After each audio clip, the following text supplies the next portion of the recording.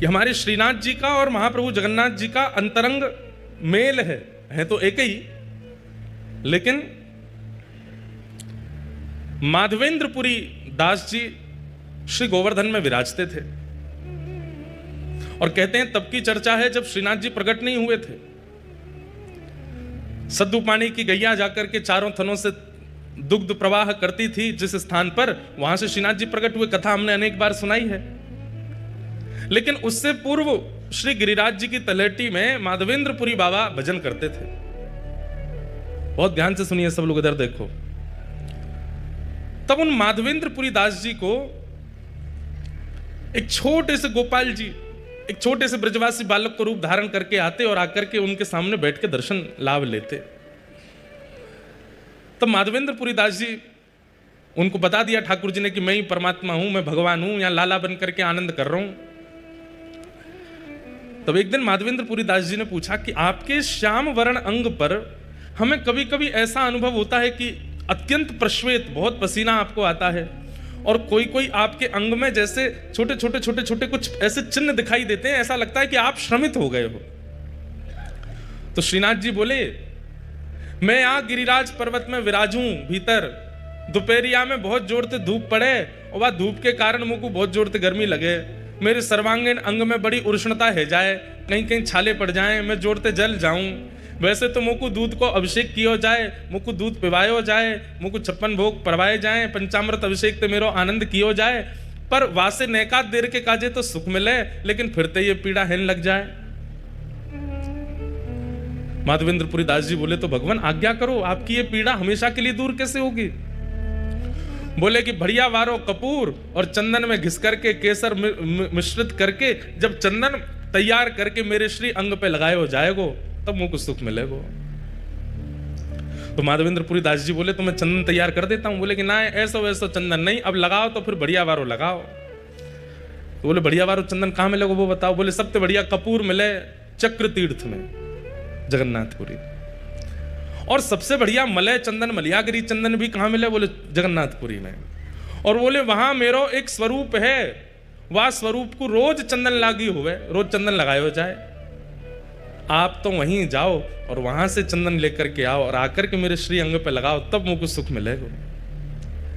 तब माधवेंद्रपुरी दास जी श्रीनाथ जी की आज्ञा प्राप्त करके निकले हैं नीलाचल धाम के लिए, ठाकुर जी के सुख के लिए। देखो एक बात, हम लोग ठाकुर जी की सेवा में कोई भी सामग्री प्रस्तुत नहीं कर सकते, उस सामग्री में भी सर्वश्रेष्ठ सामग्री जो हो, और वो सामग्री भी सर्वश्रेष्ठ रूप से जहां निर्मित होती हो, वही ठाकुर जी की सेवा में लानी चाहिए। स्वयं श्रीनाथ जी माधवेंद्र जी से बोले, वो चंदन तो तुम यहीं घिस दोगे, लेकिन बढ़िया वारो तो वहीं मिलेगो, बढ़िया वारो कपूर तो वहीं मिलेगो, वहां से लेके आओ। इसका मतलब क्या है? ठाकुर जी को विशेष प्रिय नहीं है, लेकिन वो हमें परखते हैं कि हमें प्रस्तुत करने के लिए कुछ विशेष देना उचित लगता है कि नहीं, वो ठाकुर जी देखते हैं। अब चंदन यात्रा पे आप अपने घर पे चंदन घिस के लगा दो ठाकुर जी को, ठाकुर जी कहेंगे ठीक है, काम चलाओ तो कर ही दियो काम, लेकिन आप पूरी उसकी व्यवस्था करो, वहां से जल मंगा रहे हैं, वहां से कपूर मंगा रहे हैं, वहां से केसर मंगवा रहे हैं, 4 आदमियों को भेज के कर रहे हैं, स्वयं जाकर के कर रहे हैं, उससे ठाकुर जी और ज्यादा प्रसन्न होते हैं। देखो मेरे सुख के काजे कितना श्रम कर रहे हो है। हमारे गिरधर लाल जी की स्नान यात्रा पर स्नान होता है। अब स्नान यात्रा, स्नान कराना, टोंटी का जल भरो, करा दो स्नान, उसमें थोड़ा केसर आदि डाल दो, करा दो स्नान। नहीं, हम हमारे सब वैष्णव, सब हमारे जितने मित्र परिकर हैं, जितने हमारे पंडित जी, सबके साथ अवसर होगा, कथा नहीं है तो स्वयं जाएंगे। कहां? उत्तराखंड।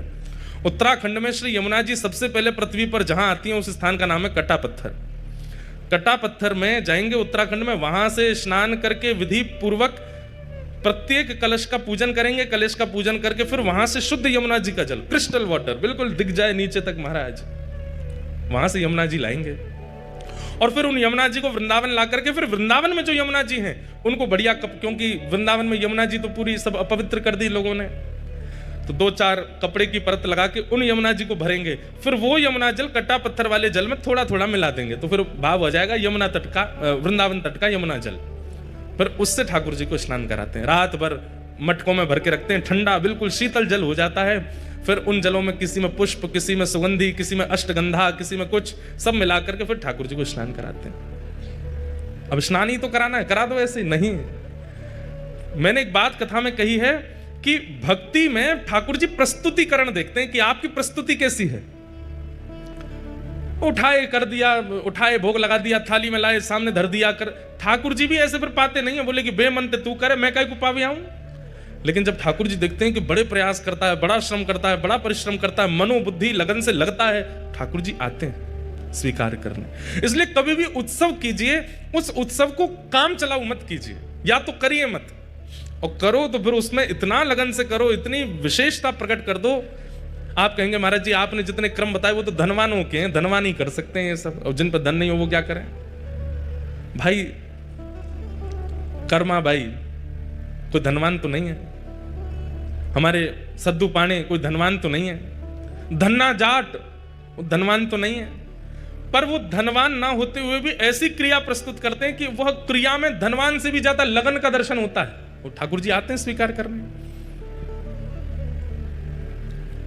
धन्ना जाट की कथा में हम लोग सुनते हैं कि उनको सामान्य पत्थर शालिग्राम भगवान के रूप में एक संत दे गए, तो धन्ना जी रोज अपनी मां से कहते, मैया मुझे चंदन दिलवा दो, मुझे रोली दिलवा दो, मुझे इत्र दिलवा दो, ठाकुर जी की सेवा करनी है। मां मना करती, नहीं दिलवाती। तो फिर धन्ना जी ने क्या किया, बाहर गए और रोली जैसे दिखने वाले पत्थर लेकर के आए, उनको बढ़िया घिसते हैं, और घिसते घिसते लाल रोली बन जाती है। फिर ठाकुर जी के सामने जाके भावना कर देते हैं, ठाकुर जी मुझ पर धन तो इतना नहीं है कि मैं रोली लाऊं, चंदन लाऊं, इसलिए ये रोली जैसा ही रंग है इसका, आप इसको स्वीकार करो। और प्रेम से लेकर के जब पधराते, ठाकुर जी प्रसन्न होते हैं उनके भाव से।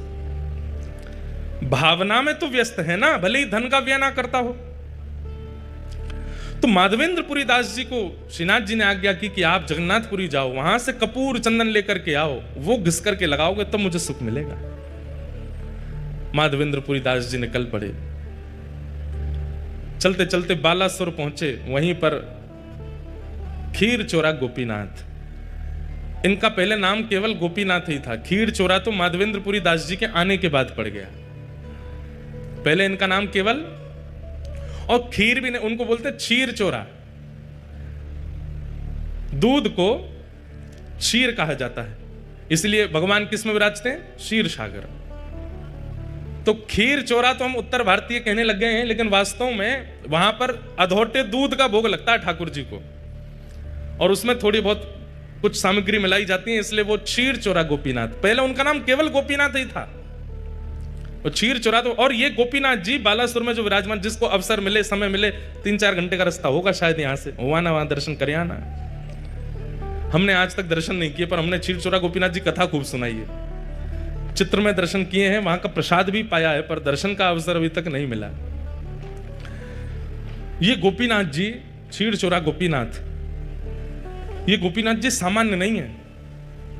ये गोपीनाथ जी का स्वरूप स्वयं श्री राम जी के द्वारा निर्मित किया गया है, ये क्षीर चोरा गोपीनाथ। कैसे?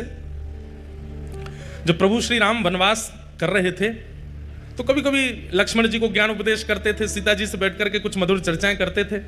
तो सीता जी बीच बीच में कभी कभी राम जी से बोलती, सब लोग इधर देखो, ध्यान से सुनो।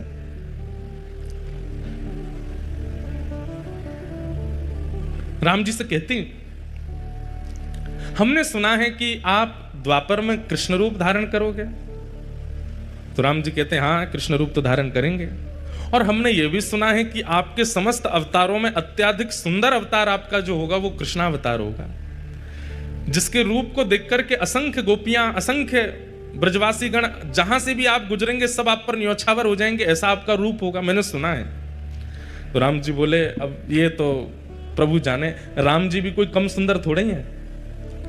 वर्णन आता है कि राम जी जब वनवास करते हैं, तो वनवास करते समय वहां के संत जन, वहां के निवासी जन, उनके पास राम जी सामग्री लेने के लिए जाते हैं। वैसे तो सामग्री सब प्रस्तुत राम जी के पास हो जाती है, लेकिन कभी कभी सामग्री प्रस्तुत नहीं होती, तो राम जी जाते हैं और जाकर के कहते हैं कि हमें प्रसाद सिद्ध करना है, आदि हमें ये सामग्री दे दो। तो सूखी सामग्री, पक्की सामग्री, जो भी सामग्री देते हैं। अब उस काल में कोई बड़े बड़े व्यापारी तो होते नहीं थे, सब लोग सामग्री व्यय करते थे, उसका जो धन मिलता था उससे घर चलता था। अब राम जी जब, वो तो वनवासी हैं, उन पर धन तो होता नहीं था, तो सब सामग्री लेते थे। तो सामग्री लेने वाले, अब देने वाले को क्या दें, राम जी के पास कोई मुद्राएं तो है नहीं, तो कहते हैं कि राम जी प्रेम से मुस्कुरा जाते हैं, और जैसे ही राम जी प्रसन्न मुद्रा में मुस्कुराते हैं तो जो सामग्री देने वाले होते हैं वो कहते हैं कि हमको दक्षिणा मिल गई, आप तो सामग्री ले जाओ, आप तो बस मुस्कुरा दिया करो। आप खुश हो जाते हैं, आप हंस जाते हैं, आप थोड़े प्रसन्न मुद्रा में हमको देख लेते हैं, हमको लगता है कि हमें सर्वस्व मिल गया। तो राम जी भी कोई कम सुंदर तो नहीं है, एक ही रूप है दोनों, लेकिन कृष्ण थोड़े चंचल ज्यादा है ना, इसलिए उनकी रूप माधुरी अद्भुत है।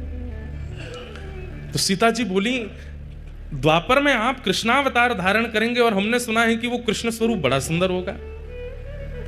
राम जी बोले अब कोई कम सुंदर है हम? बोले नहीं, सुंदर तो आप अभी भी बहुत हो, पर हमें लगता है कि अभी आप इतने सुंदर हो तो कृष्णावतार में और सुंदर, इससे सुंदर और क्या होगा, आप हमें दर्शन करा दीजिए ना। तो राम जी बोले ठीक है, समय मिलेगा तो मैं दर्शन कराऊंगा। तो फिर राम जी नित्य जाते, एक गुफा में एक शिला है और उस शिला को अपने बाण से ही ठाकुर जी छेद छेद करके अपने द्वापर में प्रकट होने वाले रूप का निर्माण कर रहे हैं स्वयं राम जी। आहा, कोई मूर्तिकार ठाकुर जी का रूप बनाता है समझ में आती है, पर स्वयं ठाकुर जी ही अपनी मूर्ति बना रहे हैं, कितनी अद्भुतता है। हमारे चित्र बना के कितने सारे बालक लाते हैं, पर अपना चित्र बनाने की कभी मन में सोची भी नहीं, और कोई व्यक्ति अपना चित्र क्यों बनाएगा। लेकिन यहां श्री राघव जी अपना चित्र बना रहे हैं, ऐसे नेत्र हैं, ऐसे कान हैं, ऐसी नासिका है, ऐसे अधर हैं, जैसे हैं बिल्कुल वैसे बना रहे हैं, ऐसी ठोड़ी है, और बड़ी लगन के साथ अपने सर्वांगीण रूप को निर्माण कर रहे हैं, जो अभी प्रकट हुआ ही नहीं है, द्वापर में होगा, उस रूप को त्रेता में प्रकट कर रहे हैं राघव जी। किस लिए? सीता जी को दर्शन कराना है। और नित्य शाम तक निर्माण करते और फिर घास फूस से ढक करके राम जी चले जाते। सीता जी प्रश्न करके खुद ही भूल गई कि उन्होंने दर्शन की अभिलाषा की है, और वो ये सोचने लगी कि राम जी दोपहर में गायब होते हैं, रात्रि में आते हैं, जाते कहां हैं, और ये पूरा दिन करते क्या हैं। एक दिन सीता जी के मन में आई कि मैं चुप के देखूंगी ये कहां जाते हैं। पीछे पीछे जाकर के देखा तो एक विशेष गुफा में जाते हैं और शाम तक वहीं रहते हैं, फिर आते हैं। तो जैसे एक दिन राम जी सुबह स्नान ध्यान और अपने संध्या वंदन के लिए नदी तट पर गए तो सीता जी पहुंच गई उस गुफा में, और देखूं तो सही क्या है।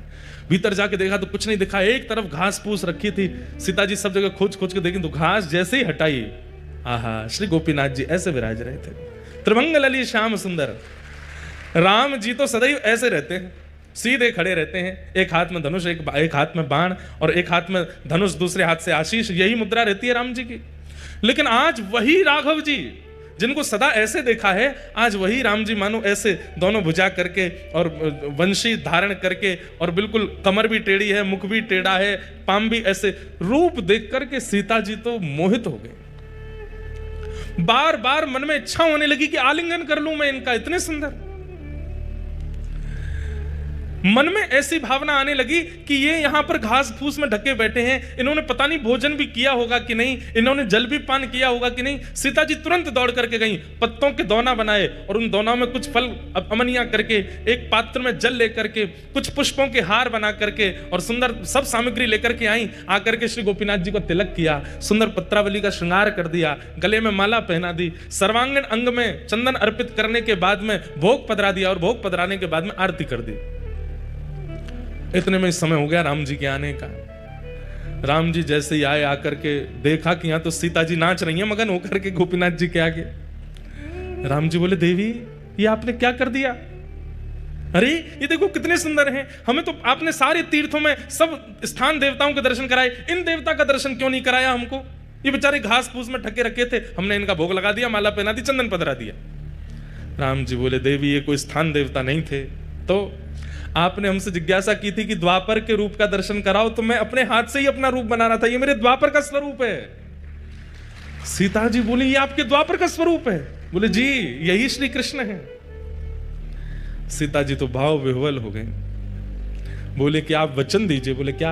आप अकेले नहीं आएंगे द्वापर में, द्वापर में एक रूप से तो मैं लक्ष्मी ही आपकी परांबा जगदंबा रुक्मणी बनकर के आऊंगी, पर इस रूप का आस्वादन करने के लिए आपको मुझे पूर्व में भी बुलाना पड़ेगा।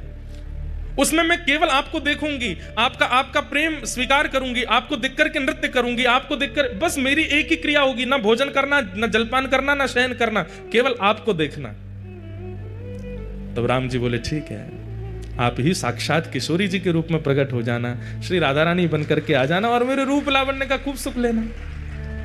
लेकिन देवी तुमने इनका तिलक क्यों कर दिया, इनको माला क्यों पहना दी, इनको बोले क्यों, अभी ये पूरे बने नहीं है, अभी मुझे और निर्माण करना है, अभी ये पूर्ण रूप से सिद्ध नहीं हुए, अभी थोड़ी बहुत। तो सीता जी बोली ये इतने सुंदर हमारे प्राण हरण कर रहे हैं, इससे भी अधिक आपको इनको बनाना है तो इनको अधूरा ही रहने दो, फिर तो हम इससे अधिक जो विशेष रूप है वो तो द्वापर में ही देखूंगी मैं, क्योंकि इनको देख करके जब मेरा मन इतना आनंदित हो रहा है तो फिर पूर्ण रूप कैसा होगा। वही श्री राघव जी के द्वारा निर्मित शिला पर जो ठाकुर जी का स्वरूप है वही बालास्वर में श्री गोपीनाथ जी के रूप में विराजमान है, जिन्हें क्षीर चोरा गोपीनाथ कहते हैं। पर वो क्षीर चोरा कब बने, जब माधवेंद्रपुरी दास व्रजमंडल से आ रहे हैं जगन्नाथपुरी चंदन लेने के लिए। बीच में जैसे गोपीनाथ जी का मंदिर पड़ा, माधवेंद्रपुरी दास जी पहुंच गए, जाकर के आहा भुजा उठा करके नृत्य कर रहे हैं, नृत्य कर करके गा रहे हैं, गोपीनाथ जी का दर्शन करके आनंदित हो रहे हैं। नित्य 11-12 सकोरों में, मिट्टी के पात्रों में ठाकुर जी को क्षीर का भोग लगाया जाता है और वही भोग सारे दर्शनार्थियों को बांटा जाता है। लेकिन माधवेंद्र जी अकिंचन दूर खड़े थे, सब में बट गया लेकिन माधवेंद्र जी को नहीं प्राप्त हो पाया।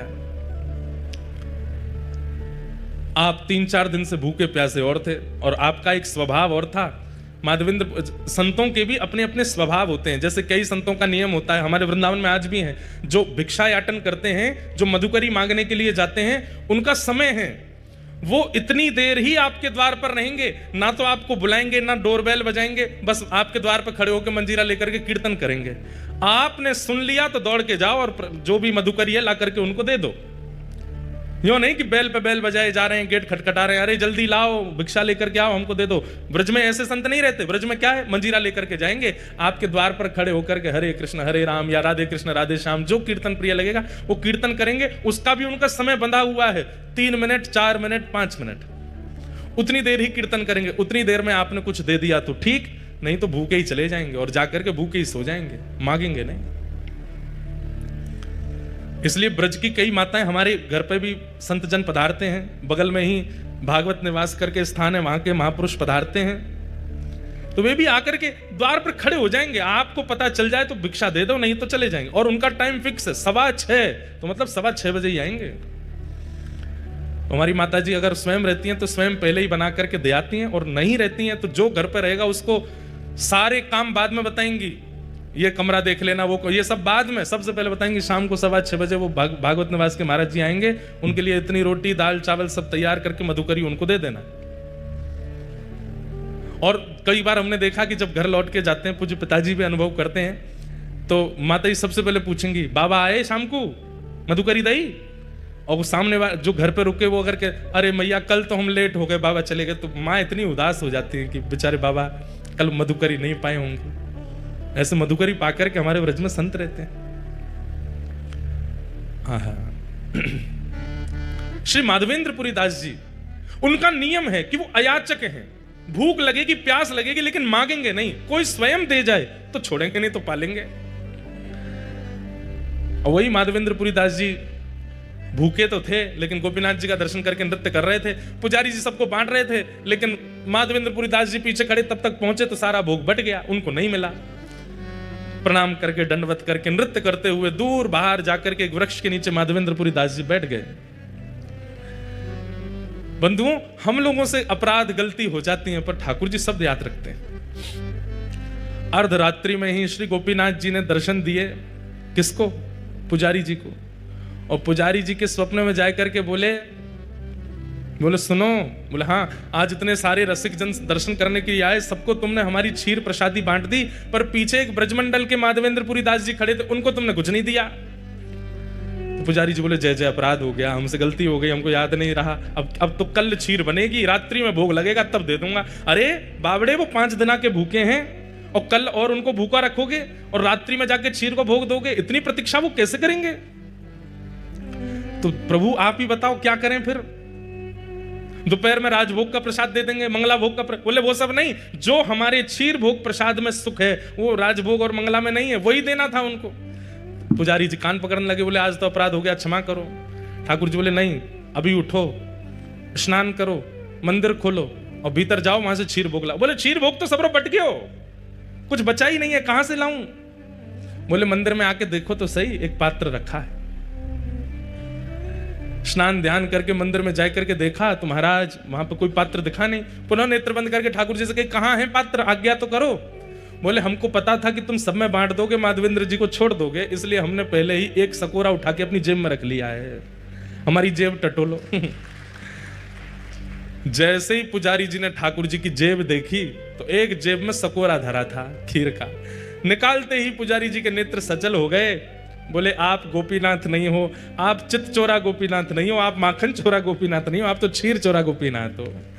अपने भक्त को देने के लिए चोरी करते हो। ठाकुर जी बोले विलंब नहीं करो, मेरा पेट मेरे सामने भोग पधराने से नहीं भरता है। मेरे सामने पधराई हुई वस्तु जब मेरे भक्तों को पवाई जाती है तब मुझे शांति मिलती है, तब मुझे आनंद मिलता है। जब तक माधवेंद्र जी को प्रसाद नहीं मिलेगा मुझे नींद नहीं आएगी। जल्दी जाओ पवा दो। पुजारी जी दौड़े गए। रात्रि के 2-3 बजे होंगे, तब घड़ी तो नहीं थी पर अर्धरात्रि हो रही थी और माधवेंद्र जी नेत्रों से अश्रु प्रवाह एक वृक्ष के नीचे बैठे। पुजारी जी दौड़ करके गए और जाकर के कहा माधवेंद्र पुरी दास आप ही हैं क्या? माधवेंद्र जी बोले आपको हमारा नाम कैसे पता? बोले भैया किसी का परिचय सेठ कराते हैं, किसी का परिचय नगरवासी कराते हैं, पर आपका परिचय तो स्वयं श्री गोपीनाथ जी ने दिया है, स्वयं ठाकुर जी ने आपका नाम बताया है। माधवेंद्र जी बोले वो मेरा नाम जानते हैं? बोले जी उन्होंने ही आपका नाम बताया। और आपको खीर भोग नहीं मिला था आज? बोले नहीं मिल पाया था, आपने सब में बांट दिया, हम तक पहुंच ही नहीं पाए। बोले लो ठाकुर जी ने आपके लिए खीर, और पूरी वृत्तांत बताया कि ठाकुर जी ने अपनी जेब में छुपा करके रखी आपको देने के लिए। आहा, माधवेंद्र पुरी दास जी तो वहीं नृत्य करने लगे, रुदन करने लगे, अश्रुपात होने लगा नेत्रों से। हाँ गोपीनाथ, प्राण गोपीनाथ, जीवन गोपीनाथ कहकर के रोने लगे। खीर भोग पाया। और ये कथा जब प्रातःकाल होती पूरे नगर में प्रसिद्ध हुई, नगर के बाद प्रांत में प्रसिद्ध हुई और पूरे भारत में प्रसिद्धि हो गई और ठाकुर जी का नाम बदल गया, खीर चोरा गोपीनाथ। उससे पहले त्रेता से लेकर के द्वापर तक वे केवल गोपीनाथ थे, लेकिन माधवेंद्र पुरी दास जी के आते उनका नाम क्षीर चोरा गोपीनाथ पड़ गया। बोलो क्षीर चोरा गोपीनाथ की। आहा, ऐसे प्यारे हैं प्यारे ठाकुर जी। ब्रजवासिन के मधुकरी पाम। जब मधुकरी का भाव बता रहे थे तो ये भाव मन में आ रहा था, तो मन में आया कि शायद जगन्नाथ जी कह रहे हैं कि ये भाव गाओ। वृंदावन में 3 काम प्रधान हैं, आओ मेरे साथ गाओ। किशोरी जी से प्रार्थना करो। राधिका रानी जी, वृषभानु दुलारी जी, राधिका रानी जी, वृषभानु दुलारी जी, ओ राधिका रानी जी, वृषभानु दुलारी जी, राधिका रानी जी, वृषभानु दुलारी जी। ओ सुन लो अरज हमारी हमारी, रहूं ब्रज रज को पासे पासे। भाव से गाओ, करताल बजा के गाओ। हे उपासे रहूं ब्रज रज को पासे उपासे, ब्रज रज को पासे। ओ राधिका रानी जी, वृषभानु दुलारी जी, राधिका रानी जी, वृषभानु दुलारी जी। ओ सुन लो अरज हमारी हमारी, रहूं ब्रज रज को पासे उपासे, ब्रज रज को। हे उपासे रहूं ब्रज रज को पासे उपासे, ब्रज रज। बोलो वृषभानु दुलारी की।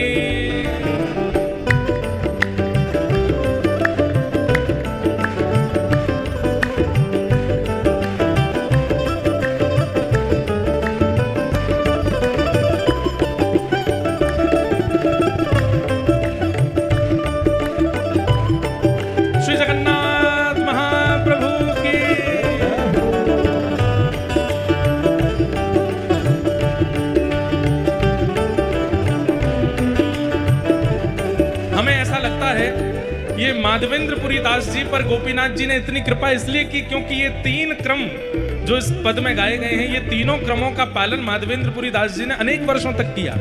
पहला क्रम, मंगला उठ यमुना तट जाऊं, मंगला उठ यमुना तट जाऊं, मंगला उठ यमुना तट जाऊं, मंगला उठ यमुना तट जाऊं, प्यारे राधा वल्लभ की झांकी पाऊं, प्यारे राधा वल्लभ की झांकी, ओ प्यारे राधा वल्लभ की झांकी पाऊं, प्यारे राधा वल्लभ की झांकी, कृपा अभिलाषी जी राधिका रानी जी, कृपा अभिलाषी जी राधिका रानी जी, ओ सुन लो अर्ज